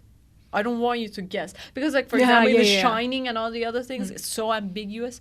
It's like, here, this is the thing. I get it Exactly. You're already. right. Like, this is what I think about duality of man. It's not about what you think. I It's know. about what I think. Yeah, I want you to yeah. hear it. This is what I think. That's exactly. That's So how I right. felt the second time I was watching it. Exactly. And you know, there's other scenes where, like you said, you don't even know what they're saying. Like it's almost like the plot doesn't matter. I'm Right. thinking specifically of the scenes of them sitting around, the journalists, and they're going over like, oh, this is how you I should don't write. understand the thing from that. I know, scene. you know that. Like so- I watched it first like 8 times until finally I'm hearing. But you realize like it doesn't even matter what they say as much Yeah. as it's about the group dynamic. Like, okay, again, here's a leader who's saying this is how you should do things, and here's a person who is technically a follower, Joker, but like he thinks he has his own ideas, so he's That's true. keeps interjecting. And then what happens? The leader is like, fuck you, I'm gonna send you into battle, you know? Yeah. Go. and then the other guy says, like, you know, this is the meat of the story. Yeah, it's not really about what they're saying. Yeah. Who cares? but even though it's so fascinating, like you still hear it. If you see it, it's like the girls who are standing there in the Vietnam scene. Like if you see it, it's cool. If you don't see it, it's fine. Yeah. And then what happens is Rafterman is like, can I go with him? And Joker's like, no, I don't want him to come. Permission to. Yeah, permission to not take him. Yeah. And the guy's like, no, you are going to take him and you're responsible for him. Oh. What? Why would you force this guy? And it's He doesn't like even wanna take it's exactly like when I saw that I was like, oh, such a cliche kind of like character journey thing. Right. It's like, yeah, you're gonna have a side chick with you that is gonna like be your assistant, because like that's so sad, but like I also have that, like when I'm writing the story, I also have this character for my main character as like a comedic relief, as Exactly. For them to butt against or talk to each other. Exactly. But in this movie it's so obvious. Like it's so obvious. I know. It's like, again, it's comedic, but it has a purpose. Like for this one, the purpose was to show the difference between these two. Like the photographer seems very innocent. Like he seems like he Yeah. hasn't even seen war. He's Doesn't know. He's what's going on. exactly NPC. Now Yeah, you he's say this super one. NPC. Like at the end in the interviews, he's like, "There's no question about it. I think we are the best. You know, Americans are killing machines." Wow. Meanwhile, this guy is like, his hand is shaking while he's taking the photo. But then you see the difference. He's Like, the reactor mostly. but he's the one who kills the sniper at the end. You know, like the woman That's sniper. right. And he's like celebrating. So you kind of see the different modes. Like this Oh, man who yeah. we thought was photographer, kind man, follower. Innocent, but Yeah, now he's fully sold himself into murder, and like he doesn't know what's right and wrong. Literally, he's been brainwashed. He thinks America's the best. He thinks they should win the war. True, he has been brainwashed. But actually, the best character is Joker. Even though he killed at last this girl, it's Joker because he's aware. He's aware of what he's done. He's aware of the things that happen. He hasn't been brainwashed. Okay, yes, he was conditioned to do things as he was told, and at times he protested. But again, at the end, he was aware of the things that he did. Whereas Yeah. so many other characters, they just sold themselves. Like they didn't even realize it. They knew they were brainwashed, but even if they did something, they wouldn't take responsibility for it. They would say like, I know. it's just a shitty world we live in. I think Joker is the best character to like see this world through. What did you think about Animal Mother? What kind of Such a worldview does he charlatan have? kind of character. It's too wild, and of course he's also very fed by like all these things that he's been told and all that. He's also very like, he's kind of like an aggressive Joker. I know. Yeah. He has these like ideas and these things, and he stands up for that, and he's a leader, but like he's a destructive one. He's very much in his ego again. You know, exactly. I just realized this, that he is just like Joker, but more aggressive. Because, like, for the first 4 times that I watched this film, I was just like, okay, Animal Mother is the aggressive guy. Like, he is the guy who loves war. He loves killing. This is his element. Yeah. And this is all I saw him as. But then the 5th time, I'm noticing the subtleties of his performance. Like literally after that first scene where he's super aggressive with the walk, after that he's always silent. First of all, he's never like reacting and joking around like the other guys, except if he says like, I'm gonna go have sex first, you know, some one-liner or something assertive. Yeah, and then you start to see his line of thinking when they first have the interviews. Yeah. And it's amazing. Like, you see, this man who you thought was so powerful and strong, like, he's now thinking, how does he talk to the American public? So he's explaining, yeah, you know, our job is to go in and clear this place so that the tanks don't blow up. And then we go in and, like, we kill more gooks, like the Vietnamese. And then he's like, I'm thinking we're killing the wrong gooks. And this is what we should do to end the war, you know? And the whole time you're kind of seeing that he's hurt by this. Like, he's not even happy to be here, but he's like, now that I am, I'd rather be alive. Like, he even says this line. He says, better you dead than me. Wow. You know? Yeah. So he's just like Joker with that. He knows there's good and bad, but he knows that I'd rather be in the living realm as opposed to the dead. Right. And then at the end, you also see his humanity where he runs in after 8-Ball. You know? Exactly, yeah. It's crazy. Like, this character who we thought was the ultimate fucking, he doesn't know anything brute, is completely aware of what's going on. That's true. I think one thing that they say about mostly like morality of stories is that you have to take this moral lesson that you want to give to the characters and see what aspects, like how many angles are there to this moral lesson. Okay, exactly. And for example, like see and each angle you can make that a character. So like you see it, for example, if we have a Joker as the balanced one who has the dark and the shadow. We have some characters that are totally in the shadow. We have some characters that are in the extreme. Some characters are mostly morally gray, or like some of them are totally white, innocent, nothing. They know nothing, and like we see all sorts of situations that could happen, all sorts of character that could arise in this kind of situation, in this war, and I think. That's true. Like, if you went to war, these are the kind of people that you would be surrounded with, perhaps.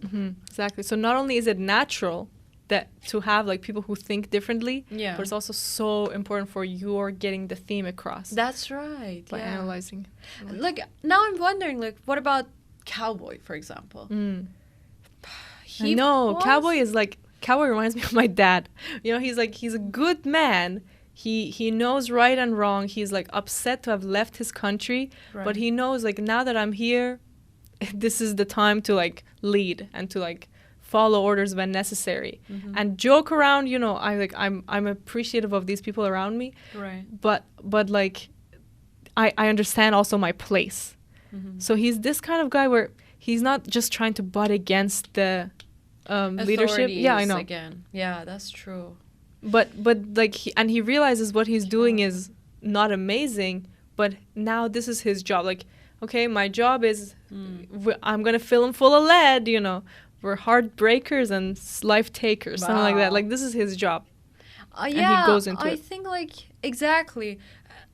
Cowboy, the thing was about him, he was not like a Joker, like thinking about these things, like analyzing it so deeply, like, is this good or bad, like that? Exactly. Like, he's the one who's holding Pyle down and he's saying, hit him, you know, he's been hurting us, just hit him. And he takes responsibility also. That's also a manly thing. Right. But then, like, we have Joker also, and we have Private Pyle. So Private Pyle is like the example of weak people that, like, yes, they get affected, but also they don't have control of themselves. So they get, like, to the ends of the world because of what other people do, just because they couldn't stand up for themselves, just because they couldn't do anything like that. Exactly. Like, he let these insults get to him. Yeah. He started to believe, oh, I am worth nothing. That's the thing. He started to believe that. You're right. He thought that he was these things, whereas other characters kind of, like, detached themselves. They were like, okay, yes, this general thinks he's higher. He is higher right now in this setting, in this role that I have. But I'm not this person. Yes, he's insulting, but, like, he's not insulting me as a person. He's insulting my capabilities. If I was good, he wouldn't do that. There are so many people actually like this, like some severe teachers that are just like this. And I don't think that's the best way to teach. No, exactly. That's the worst way. If you saw that, like as soon as Joker took charge, I was just think that, yeah, exactly. took charge of this private pile, he was so gentle with him, and he actually learned, and he was like really progressing. Exactly. And the amazing thing is they have the same exact shot of the teacher sitting on top of the obstacle and then pile coming up. So you see exactly the difference. Move it, move it, move it! You see Joker is giving affirmations, whereas he was giving like bad things. So for example, that guy's like, do you have any children that lived? You know, you fucking suck. Get off my obstacle. Fat boy. Yeah, you fat body. Exactly. Meanwhile, the same Joker standing there is like, attaboy, great job. You know, after every piece. Attaboy. He gives Even I was affirmation. feeling so I know. And I'm not even there. I'm not even a boy. Like, he was saying attaboy, and I'm like, oh, my heart I is know. melting. Exactly. And then he's like teaching exactly how to do the shoes and everything. Right. It's like taking care of him like a child. But that's so beautiful because you see like the difference between gentle parenting maybe or teaching and like the severe kind of thing. And you see like how destructive that one is. And gentle parenting does work. I know. Even though people say that it would like make spoiled, it would make the students or the children spoiled, but that's not the case. Like love, you can never go wrong with love and support. You gotta love people and like see their. You know, one thing I heard today was that has stuck with me was this man saying that everybody that you see in your life, everyone around you, craves only one thing. You think that, yes, I gave everything to people, I gave them everything they wanted, and still they don't appreciate me, they don't like me, or like they don't care about me. But you're so wrong, because people don't want things. People don't want that. People want to be recognized as life. Like they want you to see them as the worthy life that they are, as the jewel that they are. You have to see the life in them, not the ego, the life. Even children, like he said that children that are like 2 years old or like 1 year old or even 3, they want you to recognize that life in them. They want you to recognize that. And even if they cry for food or these things, they do not matter as much as the love that matters, as much as that attention that matters. So you want to... And I thought about that a lot because I thought that I was giving so much, for example, to the people around me or like doing that. And I realized I wasn't doing anything. If that was the case, if that's the standard, I wasn't doing anything at all. I was just seeing people as like, these like people that egos that interaction. exist. Just get something, some transactions, get something in return, some like... Even as bad as it is, but like I think unconsciously I was thinking of people as objects. Like that's how it was. And I realized like, oh God, what I was doing. Like you gotta recognize the life in everything around you. Even as you're walking, like you see a tree, you see a squirrel or some cat or something. You gotta like see the life in them, not what they are like right now. What separates them, what illusions they are, you gotta see that in them. So what happened was this person was so craving for someone to see that potential in him, the life in him, and nobody saw that until like Joker. But again, he betrayed him, so that's when he went dark. Yeah. Well, what a good lesson. I'm gonna try put this in. That's so beautiful. Like I was sitting in my room and there was a squirrel out the window and I was working on the computer and I would notice like this squirrel, is she looking at me or is it looking at me? And then when I looked, he would look away. And then I would get back to my work and I would be like, are you looking at? And then I would just start to look at him. You know, now we're getting life from each other. It's like, okay, I'm just going to sit and look at this squirrel. And it's like, what are you up to, little squirrel? Like, I want to see. Did you know that's actually true? When you see something, you actually pay attention to that, even if it's an object, right? You see it, you actually give recognition and life to it. That's actually like proven by quantum physics. Like if you want to get scientific. Yeah, exactly. So it's like, it's actually true. If you see a plant or like a tree or a human being and you see them, like look at them, really look at them, like pay attention to them and recognize them. It's like you are actually feeding off each other. Like you're giving life to that because you are a person that recognizes that and sees it and observes that person. So it's like already such a spiritual kind of thing. It's so beautiful and it gives so much energy. It's true. Amazing. Yeah. So I got to that lesson by looking at a squirrel, but it's actually been proven by science. Yeah. And it's like as soon as you do look at someone or something, their behavior changes. That's right. It's amazing. It actually changes. They become so much better. Yeah. I realized that because like my mom was watching me. It's so stupid. Like I realized I was just writing at that time. Like I started writing and I was like, look at me. Look at me, like, just because someone is watching me, I'm trying to be a good person. But that's actually true. If somebody is watching you and observing you, you would do better. You would do good things, I feel like. And there was this story that we were told in Iran that there was a man who was in the mosque and he was kind of like half-assing his prayer. And he wasn't paying attention. And then he heard somebody coming in. And so he was like, okay, I'm going to pay attention now. And he started taking his time, and 10 minutes he's going up and down because he wants the other person to realize that this man is listening and doing right by God. And once his prayer is done, he turns around and he sees there's a dog there. That sound was a dog. Oh. And he realizes, what the fuck? You know, I did all of this prayer because of a dog. Why don't I just do that for God? You know? And this applies to everything. God. You know, why do you need someone to look at you before you do something right? You gotta just do it right already. And that's the thing. Like, if you think about it, God is the observer, and you are the observer as well. And another person watching you is even an observer. So it's like, even if somebody else is watching you, it's like God is watching you. That's true. So it's already good, you know? You already do something good. But yeah, if you are aware and like you observe yourself, that would be the best and ideal thing. So fascinating. I know. And you know, I'm just thankful to Full Metal Jacket. Like this whole week, I've been watching it back and forth. Look at your outfit. I know, I've been brainwashed. Like I've become a soldier. You're ready to actually get enlisted right now. Sir, yes, sir. I'm ready to go. Sir, yes, sir. Yeah, you're so... It's a problem. Like My officer. Let me give a handkerchief or something. Even as I put this on, I was like, I know this is wrong. This is not the lesson of the film, you know? They're not trying to make you into soldiers. They're trying to do the opposite. But I think you got drunk by power and all that.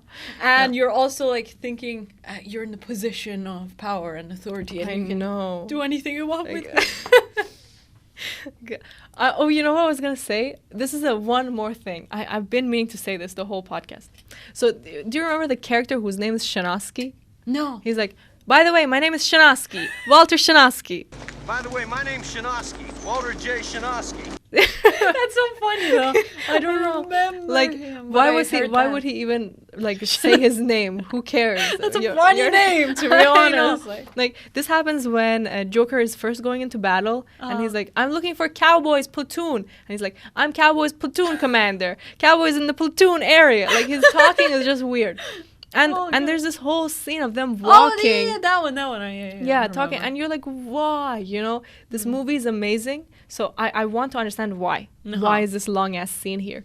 And then you realize, you know, again, this Shanasky these things don't matter. Yeah. But it's more about, like, you forget that you're in the war zone. And you think, this is normal, you know, this is normal. Like, I have to have conversations. I have to talk to Shanasky and make him feel special, you know, instead of being in my own world. And then it cuts to this amazing shot of his face, exactly, and he's like horrified to see the dead bodies, you know, and so you just get bored for a minute in that literally long ass conversation, and your brain is now ready for the next revelation, and it comes in the form of this shot that goes back, and then you see the dead bodies. It's just that like that's a fun kind of situation scene, and then suddenly you go to the tragic part. I know. Oh god! And then after that is the one that they see. What is it called? Cowboy. So it's fun again. Isn't that the best scene, by the way? Yes, It's so amazing. Like, That's my favorite. I know. Like, just the way they walk, it's like exactly a dance. They walk, the camera tracks, and then they go into this, like, there's a circle in the wall. I know the circle. I was just gonna say, like, the architecture that I said is beautiful. It's mostly because of this scene, to be honest. Like, Right. the circle, the ceilings, and like the I roof and all that. know. Oh god, Wow. very beautiful. And then the tragic scene of that man that is like dying, like the Vietnamese that is dead, and then there's a hat on his face. That's... And they want to take pictures with that. Like, how devilish. How devilish, but also, again, it's like that But man they who was recognize talking, it. yeah, Yeah. he had recognized it. Like, he wasn't just evil. He was saying, Exactly. this man is special. I Today know. is his birthday. Happy birthday. Happy birthday, Zipperhead. And then they go into... And this man, like, what he said really stayed with me. He's like, we are jolly green giants walking the earth with guns. So what are they? You know, they're wearing these green outfits. And what are we humans? We're the giants of the earth world. Like, we're stronger than any other animal because of our tools. Yeah. So what are these guys doing? Like, they're literally fucking green giants that have guns that can kill anyone.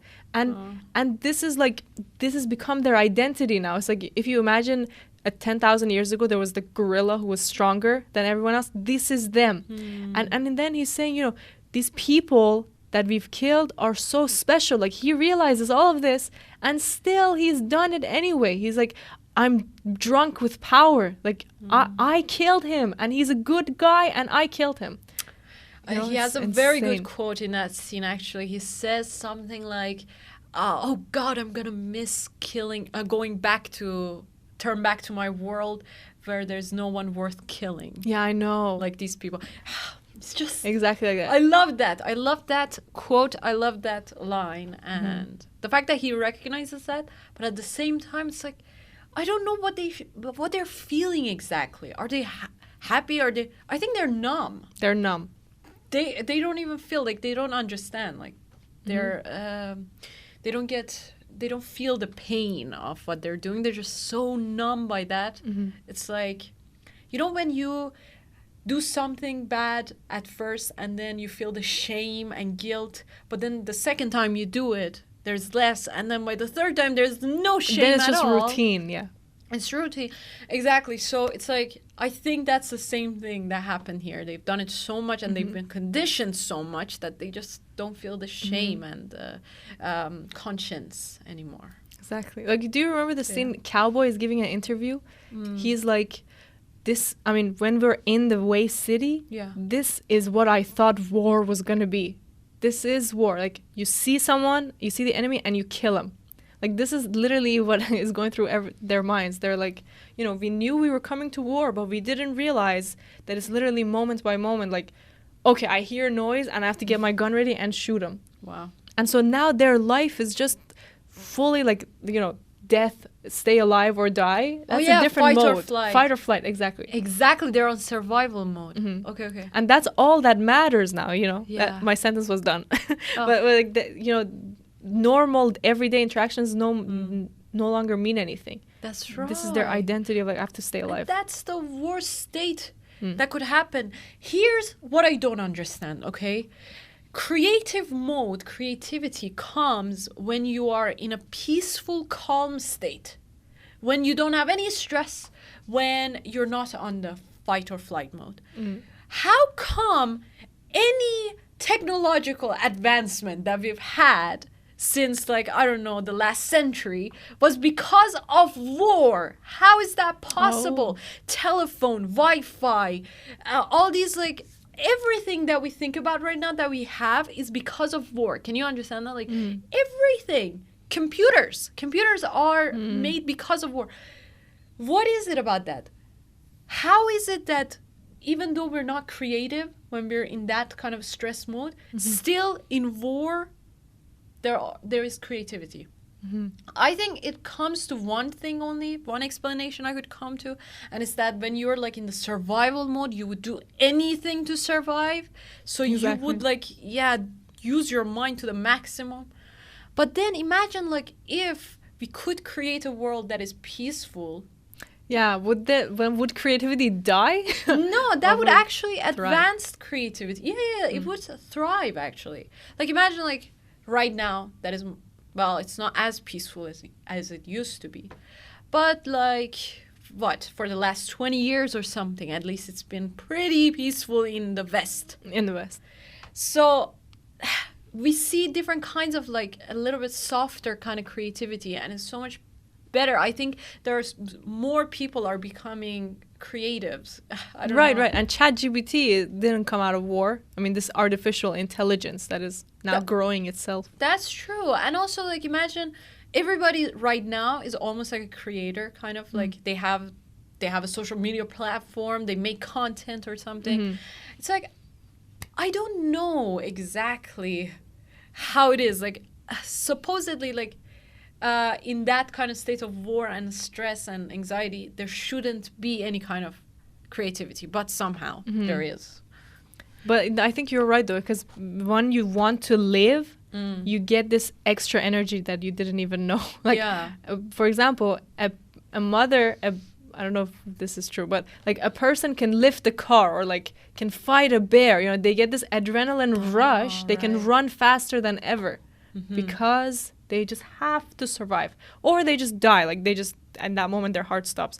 But usually you get this adrenaline rush, so maybe it's related to that. Yeah, because you have like a singular vision and you want to just go after one thing. It's like you get limited kind of in your vision, and you just want one thing and you go after that. Probably that's good. Like we could learn something from that. If you have one definite goal, you will get to that if you want to. But Exactly.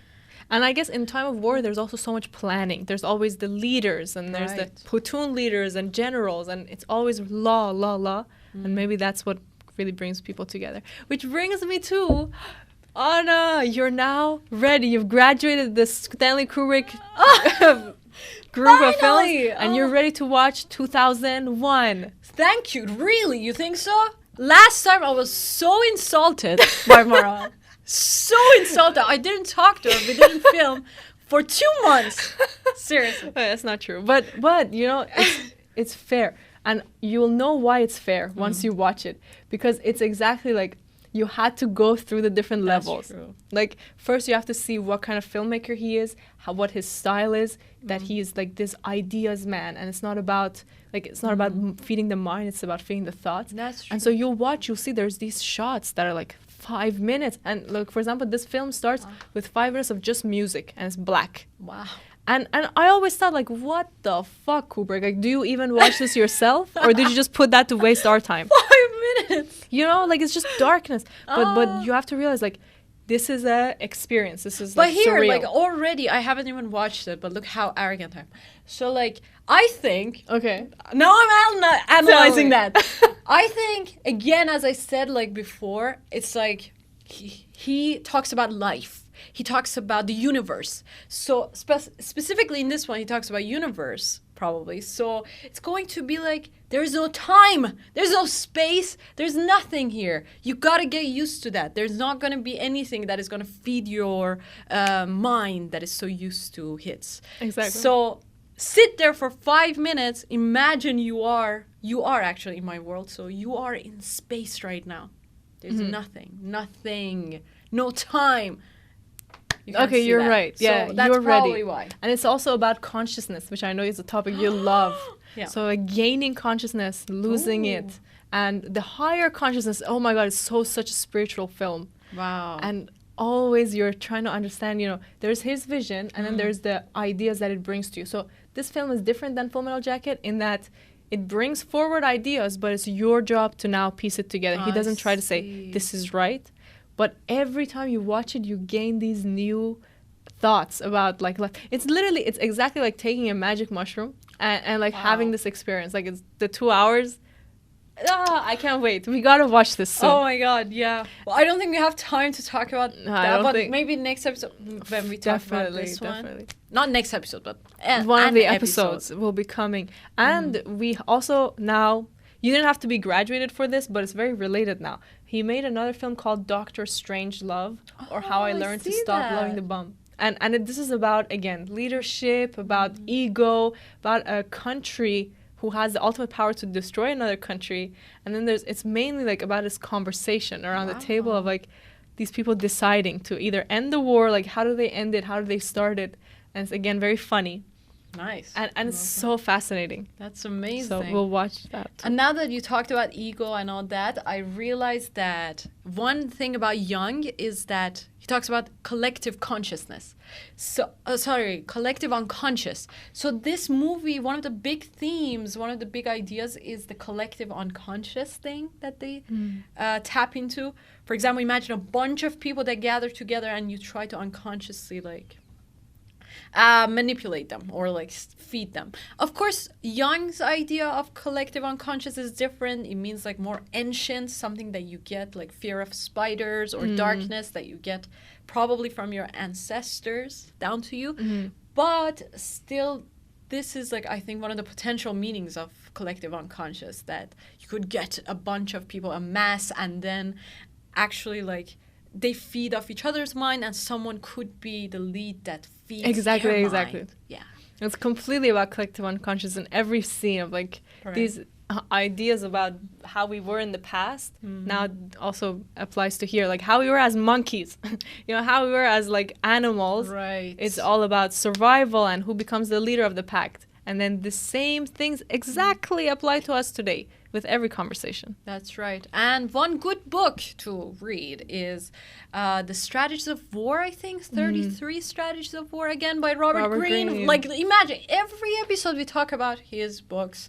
The Art of Seduction, Laws of Power. Yeah, and this one, War. This is actually a very good book, by the way, because one of the strategies that they talk about is about always not listening to anybody's strategies. Don't read about strategies. Don't take anybody's strategies, and be innovative in your ways.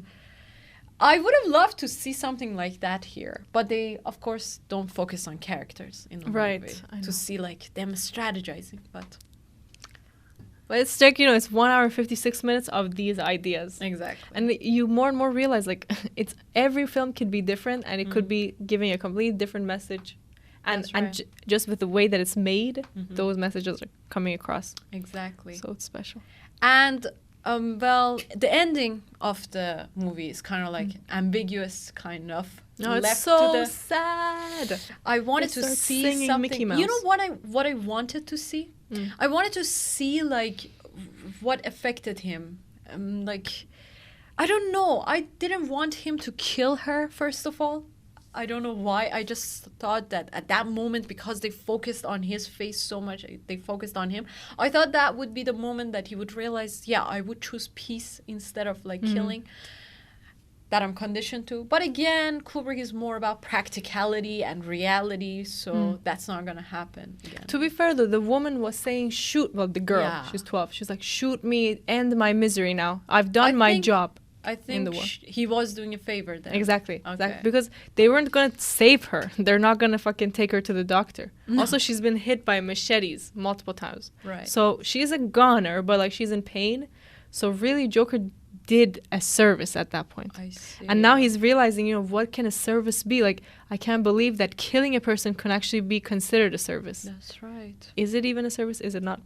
And I know what you're saying, like we should have seen more of him maybe coming to these realizations. But for me, it was enough when he had that line at the end. Yeah, that's true. It's and like the voiceover. Exactly. Like he's like, for today, we've done enough to write our names in the history books. Now we're going to go and rest at the river. It's crazy.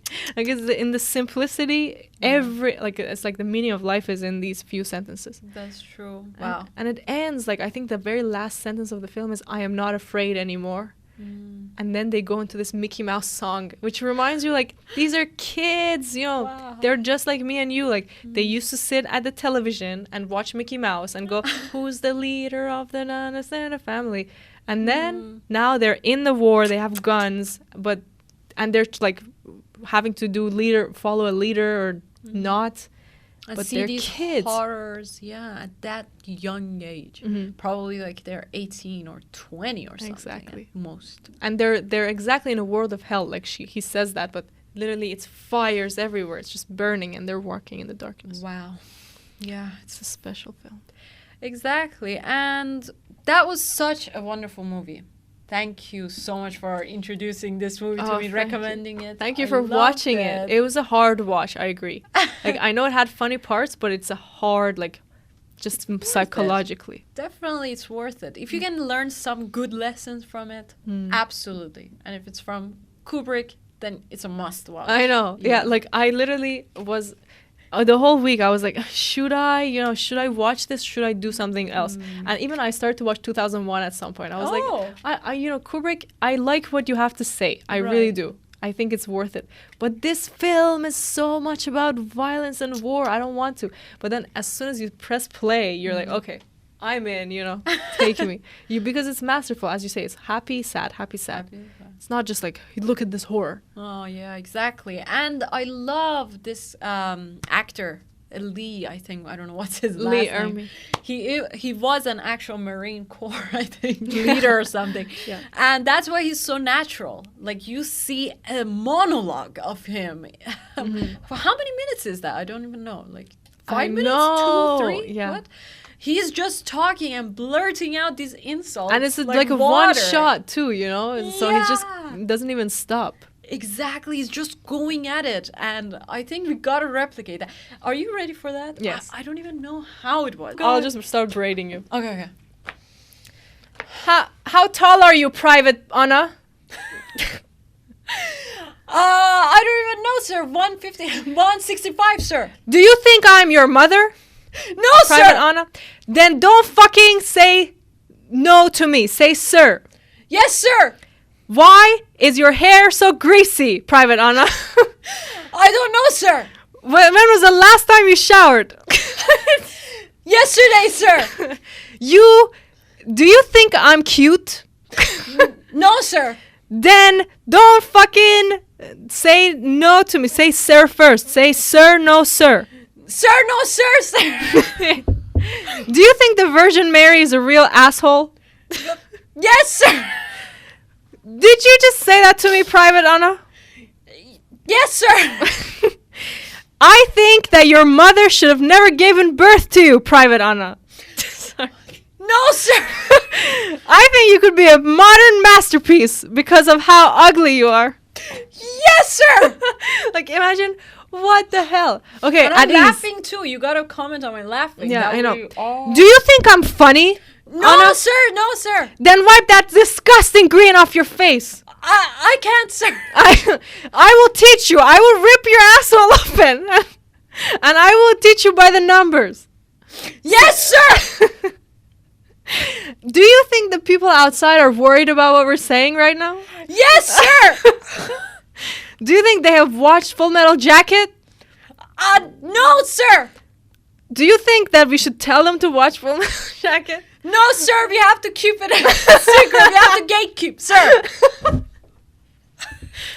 Okay, Ali Soldier, get some rest, ladies. Oh, yes, that sir. Was difficult. That was oh my God, you're so good. You're natural. Also, your hair is beautiful. It's not greasy at all. Oh, thank you. It's seriously not. Yeah. No, I think it's just not that good. No, it's great. No, I was just like looking at you and I was trying to say something, anything. But you're so good. I said before this episode that I will start a war. I don't believe in your anger or like that you're as bad as you say you are. I couldn't find a word. But now you see it. But now I see it. You have the potential, dear. Yeah, for sure. You can be a general. Definitely. You can skin people, I think. Damn. Wow. No, I was thinking about this the other day. Like, I could be a general because I love scheduling things. Like, that's I just true. You so good. Do that right now and you do this. I remember, for example, like when I was in school, again, like there was these teachers and we would stand up to them and that was the wrong thing to do. Like you don't want to do that, right? Even the thing that Joker did, I know he was cool with that and he liked the brave and courageous thing, but again, don't outshine the master. Don't do that. It has different results in reality. Exactly. Thank you so much for watching this episode with us. We really enjoyed it. I wish that I hope that you enjoyed it as well. Yeah, I really found this conversation stimulating because, this film makes you think about so many different things. That's right. It's just not war. It's so many. It's about leadership, manhood. But ego, duality of Yeah. man. So definitely watch this one. Give it And another watch, if you've already seen it. That's it's right. worth it. Maral watched it like 5-6 times. I This week, I know, every night. This is Wow. my ritual. That's right. You got to watch it at least 2 times and then go back again to analyze it more. But then also comment down below what you think of the movie and what is your ideas about it. And if you agree or disagree with us, let us know. And what do you think about Kubrick as a director and what he has to say? I find it really fascinating, but I want to hear what you think. He's a dictator, but yeah. Yeah, but a visionary dictator. That's what matters. And he never killed nobody. He's a kind man. Okay, that's good. Yeah. And yes, thank you Thank so you. much. Please subscribe to our channel and follow us on this journey. And we'll see you on the next one about another masterpiece. That's right. Anna Karenina. The next few weeks will be more about kind of like connection to other people as opposed to these like deep, horrific, what's the Yeah. meaning of existence? That's right. We need to now get into that. Exactly. Thank you so much and have a great day. Thank you. Bye. Sir, yes, sir.